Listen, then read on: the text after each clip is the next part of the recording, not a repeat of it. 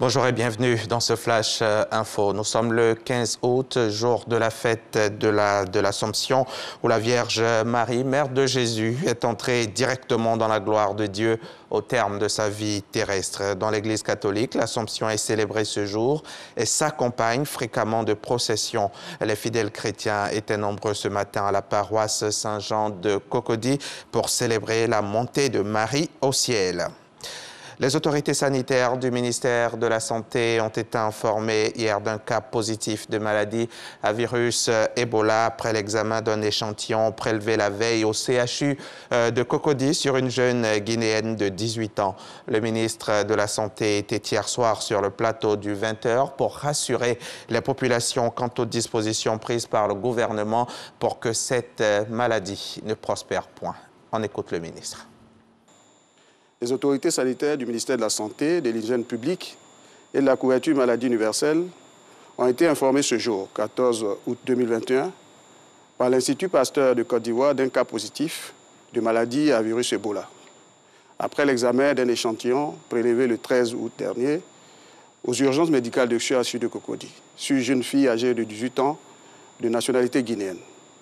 Cette jeune fille qui a quitté la baie en Guinée à destination d'Abidjan par une voie routière, elle est arrivée donc en Côte d'Ivoire le 11 août et a été diagnostiquée et prise en charge immédiatement par nos services le 12 août 2021 à 20h. Il s'agit d'un cas isolé et importé.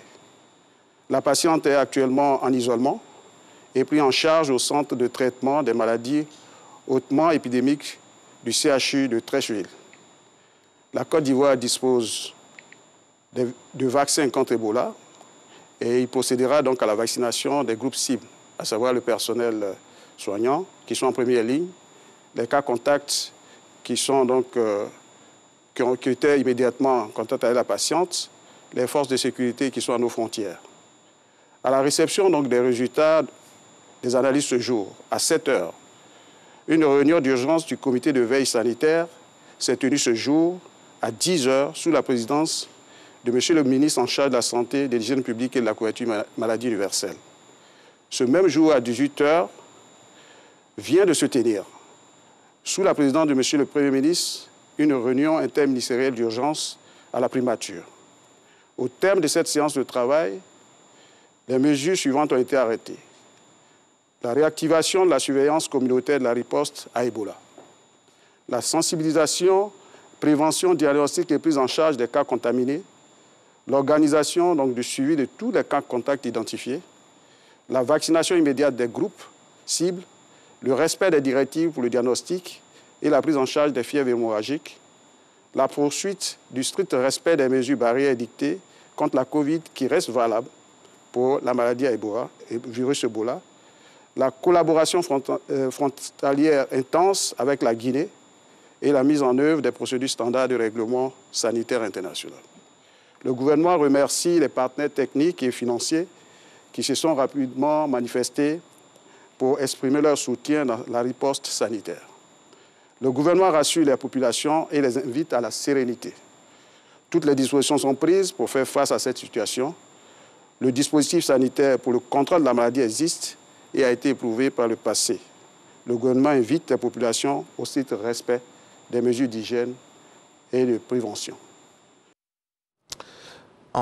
En Haïti, au séisme de magnitude 7,2 qui a frappé le sud-ouest du pays hier samedi, faisant plusieurs centaines de morts, s'ajoutent les répliques de ce dimanche, ravivant les terribles souvenirs du grand tremblement de terre de 2010 dans lequel avaient péri 200 000 personnes. Le défi du moment, c'est la logistique.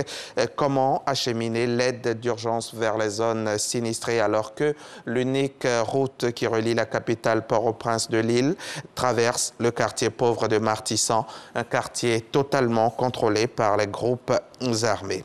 Tout à l'heure, à 13h, dans le cadre du magazine du dimanche, je recevrai M. Fernand Sekongo, conseiller technique au ministère de la Culture, spécialiste du patrimoine.